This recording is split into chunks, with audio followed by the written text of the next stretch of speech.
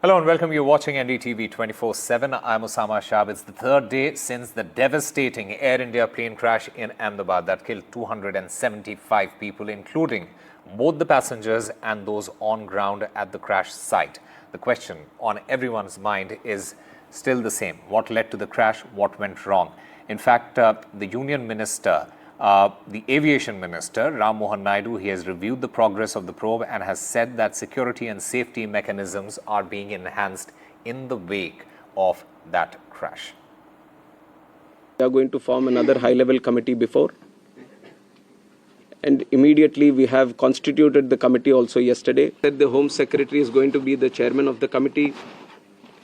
Secretary Ministry of Civil Aviation, Additional Secretary from MHA, one representative from the state of Gujarat where the incident actually happened, representative from State Disaster Response Authority, Government of Gujarat, Police Commissioner Ahmedabad, DG Inspection and Safety from the Indian Air Force, DG BCAS, which is the Bureau of Civil Aviation Security, DG DGCA, Special Director from IB, and Director from the Directorate of Forensic Sciences Services. So like you see, the composition of the high-level committee involves people from various backgrounds, and we have put a time limit of 3 months for them to sit down, talk to various stakeholders, and involve and discuss with any other important expert that is necessary as per their investigation. I've spent almost 2 days continuously there since the time I arrived in Ahmedabad at the crash site. And just to give you a sense, we don't realize the magnitude of what an aircraft debris looks like, because this was a huge aircraft. And even at the crash site, from the tail that we have been showing, that unfortunately became the very picture of this entire accident. About 600 to 700 meters from that tail, there are 5 to 6 buildings, 4 buildings facing in front, 2 behind, apart from the mess and 1 more building adjoining to it. All that area is the part of the debris. So it is going to take time. Why the tail was only taken, down from the place where it was lodged in, because earlier, as we reported, unfortunately, there was 1 more body which was found today. In fact, my guess is that the clearing of the body or the remains of those who were on board and on ground, I think we will always be about 99%, because of the intense inferno and the heat that this plane, which was carrying hundreds of gallons of that aviation fuel, burned for many, many hours. So it is going to be a tedious task. Also remember that, yes, the vital clue is the flight data recorder, but every part of that aircraft, even if it is in burn condition, will have to be taken back for investigation for experts to, in fact, weigh in. So all that has to be cleared section by section. It will take another 24 hours, if nothing less, for that entire debris to be cleared up from that, in that context. Meanwhile, a devastating plane crash that shattered countless dreams has sent shockwaves across the nation. Just moments after the tragedy struck, help arrived, and leading the charge was the 108 ambulance service. In a remarkable twist, the ambulance driver, who happened to be having lunch at the same hostel where the aircraft crashed, became the first responder. Within minutes, he rushed to the site, initiating the rescue. My colleague Ravish Ranjan spoke exclusively with the 108 ambulance service manager and the heroic driver. Watch this gripping account of bravery and humanity. 12 तारीख को जो विमान का हादसा अहमदाबाद में हुआ, उसमें सबसे बड़ी जो भूमिका थी वो एम्बुलेंस 108 नंबर की थी, जो गुजरात की सरकारी एम्बुलेंस सर्विस है। सबसे पहले उस विमान हादसे का एनडीटीवी पर एक्सक्लूसिव सतेंद्र सिंह जी हैं, जिन्होंने विमान हादसे की सबसे पहली कॉल एम्बुलेंस की सतेंद्र सिंह जी ने जितेंद्र शाही जी को की थी।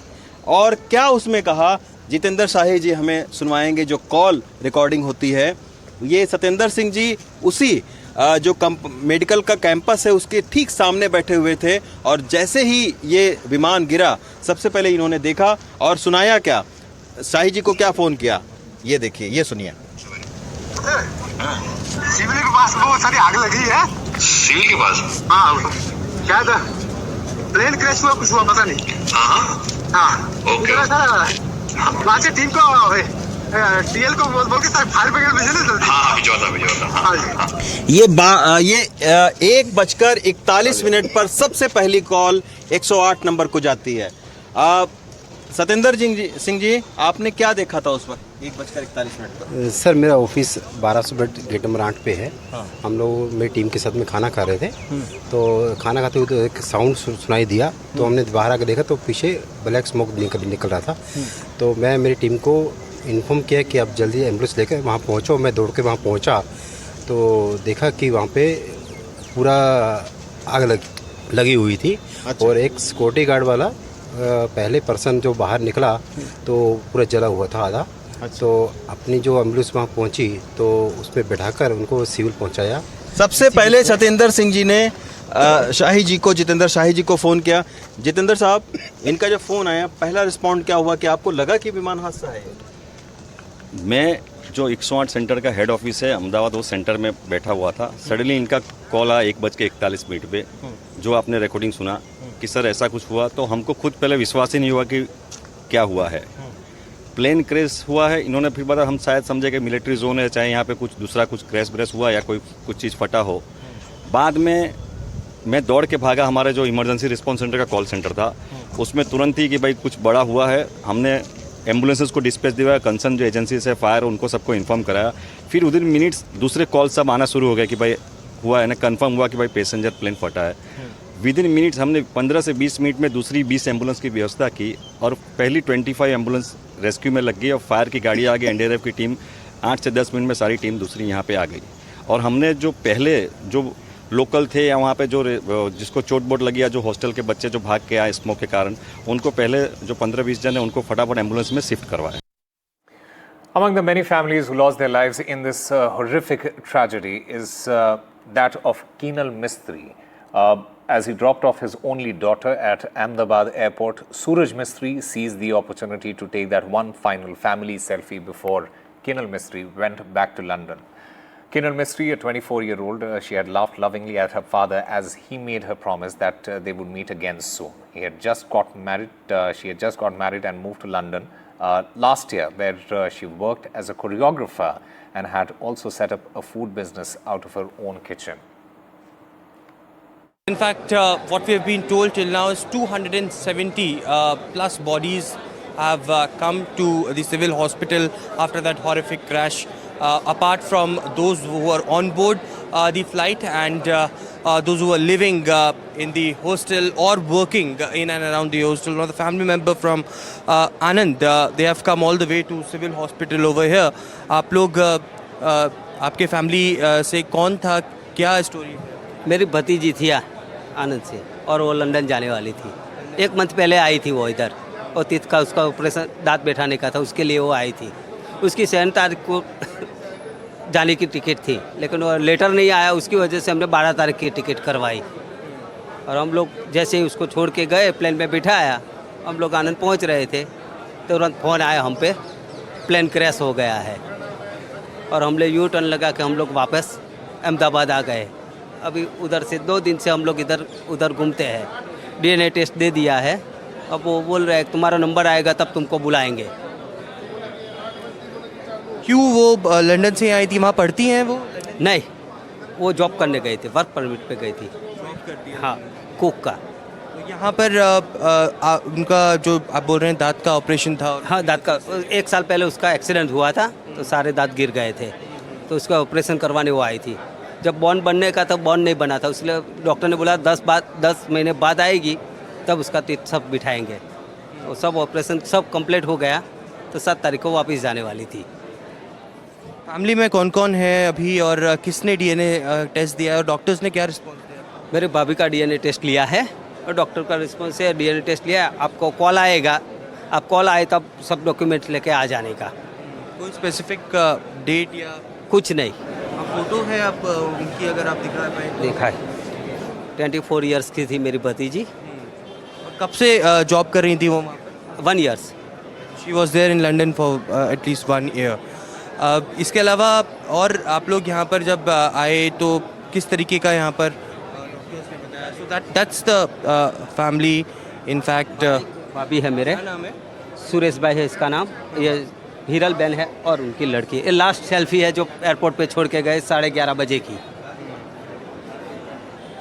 Any demands from the authority? कुछ आप बोलना चाहेंगे कि क्या कुछ होना चाहिए, ऐसी घटनाएं ना हो?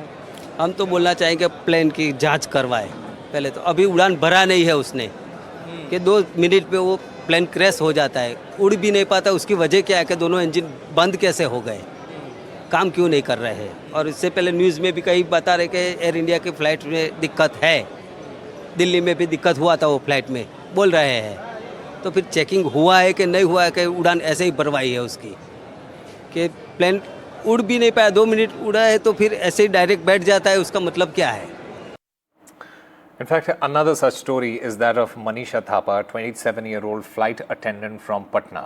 She was among the 274 people who lost their lives when Air India flight crashed. This tragedy has plunged her family and neighbors into deep mourning. Manisha, who served as a cabin crew member on the flight, was known for her academic brilliance and a vibrant personality. She was a graduate of St. Xavier's College, Patna. She completed her bachelor's in business economics from 2014 to 2017. In fact, the college, it held condolences meet and planted a tree at the campus in remembrance of Manisha.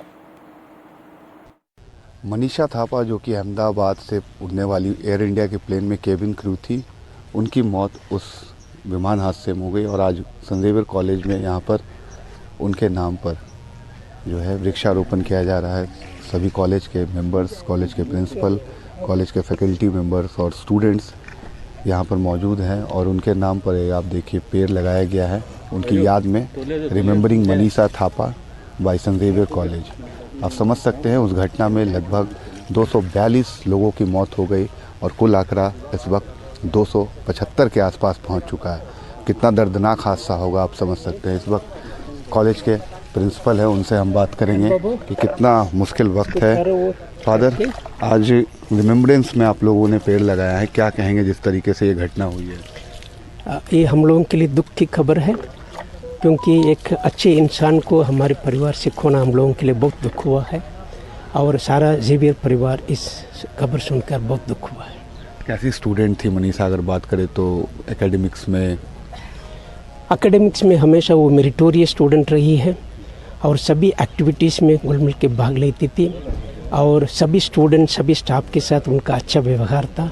मैं उनको हमेशा एक आदर्श व्यक्ति के रूप में, एक आदर्श student के रूप में देखा करता था। आमतौर से देखिए उनकी याद में पेड़ भी लगाया गया है और भी कॉलेज के कई सारे प्रोफेसर्स हैं, टीचर्स हैं, प्रोफेसर हैं, बात करेंगे। मैम, क्या कहेंगे, काफ़ी भावुक पल है एज ए स्टूडेंट खो देना इस कॉलेज के, आप लोगों ने पढ़ाया भी है, क्या कहना चाहेंगे मनीषा के बारे में? कहने के लिए शब्द नहीं है। मनीषा हमारे बीच नहीं है, भरोसा नहीं होता है और हमारे बीच हमेशा रहेगी। वो भले फिजिकली प्रेजेंट नहीं है, लेकिन वो एक इंस्पिरेशन के रूप में, एक रोल मॉडल के रूप में हमारे एलुमनाई, हमारे बच्चों, हमारे टीचर्स, हमारे स्टाफ सब के बीच में रहेगी। वो बहुत हार्ड वर्किंग, बहुत committed, honest, collaborative, smiling face, क्या कहें उसके बारे में, कहने के लिए शब्द पर्याप्त नहीं है। हमारी बेटी नहीं है, बेटी होती तो वैसे ही बेटी उम्मीद करते हैं। तो ये बच्चे हमारे लिए कहे स्टूडेंट नहीं थे, ज़ेवियर परिवार का एक हिस्सा थे। ज़ेवियर परिवार ने एक बच्चा खो दिया है, बहुत मर्माहत है, हम लोग शब्दों में बयां नहीं कर सकते हैं।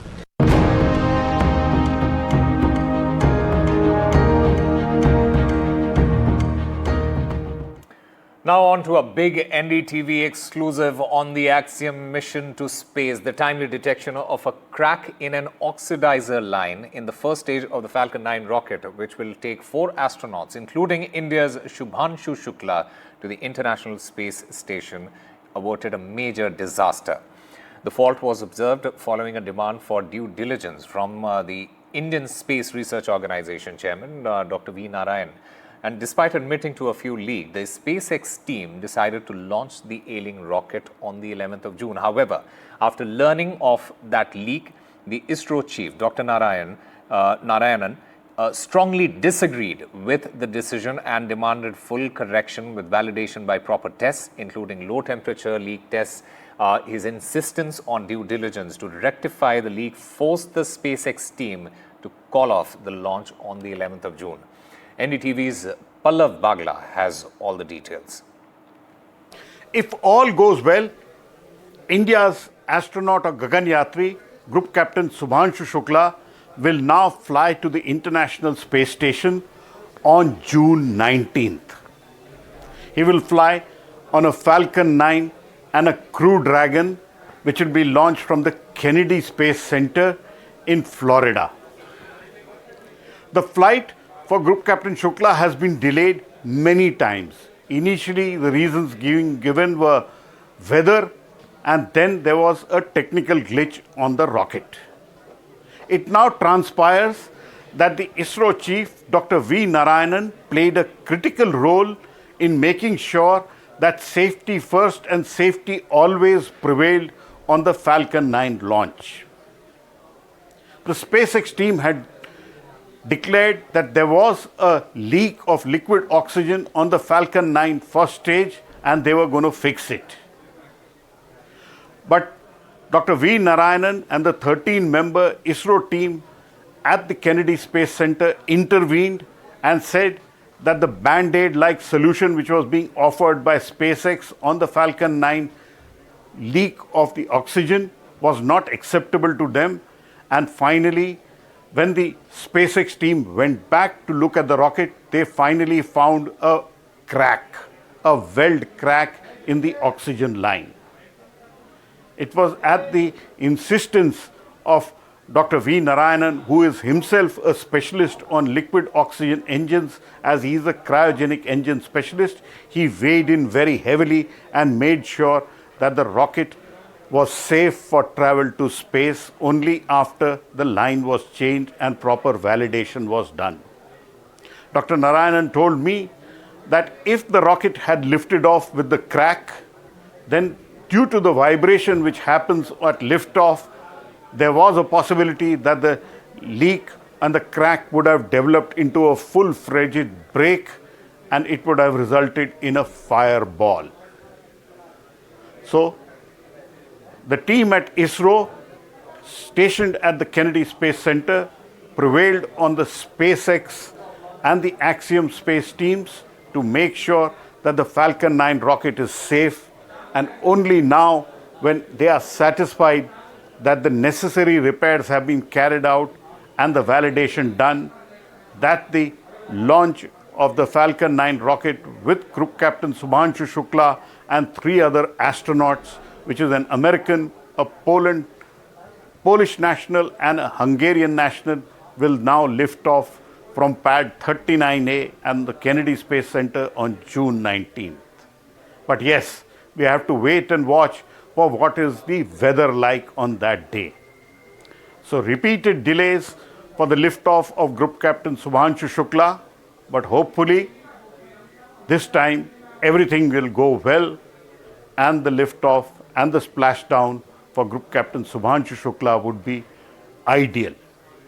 If he goes into space, he will become the second astronaut after Wing Commander Rakesh Sharma went to space in 1984.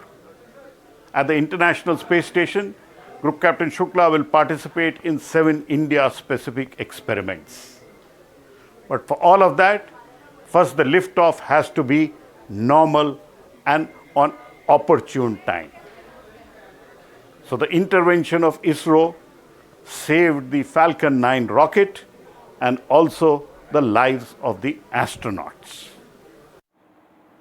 Time for a very short break. More news and updates on the other side.